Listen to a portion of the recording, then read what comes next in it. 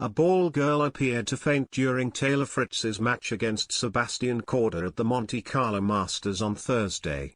The incident occurred during the closing stages of the contest under the blistering sun in Monaco as the girl in question collapsed to the floor before eventually rising to her feet and walking to leave the court. She was quickly swarmed by a number of people and stayed down for almost 3 minutes but was eventually able to walk off with the help of 2 medics before the match resumed at the Monte Carlo Country Club. Korda was sat directly in front of the ball girl when she fell to the ground and was spotted with a concerned look on his face as she was treated during the brief stoppage that followed. Her collapse marked the latest incident in a string of ball kid scares during high-profile matches over the last few years. A ball girl appeared to faint in a similar way at the Australian Open back in January before she was helped by Pedro Martinez and Federico Del Bonis during their first round encounter in Melbourne, while another occurrence took place at last year's edition of the same tournament during a match between Lloyd Harris and Mikhail Torpeegard.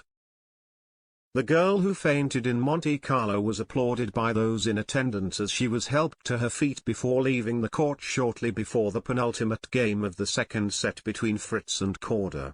The former went on to secure a straight sets victory to book his place in the quarter-finals of this year's tournament at the expense of Korda, who has also been serving as Fritz's doubles partner.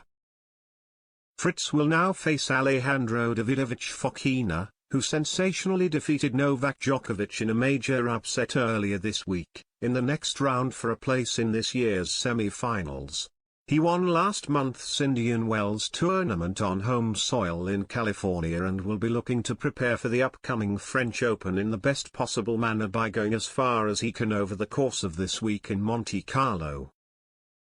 Meanwhile, Alexander Zverev is widely seen as the favorite to claim the honors ahead of Fritz, Andrei Rublev and Diego Schwartzman on the clay in Monaco. The German recently insisted that he feels more than ready to compete for this year's trophy in order to add another Masters win to his growing record of achievements in the near future.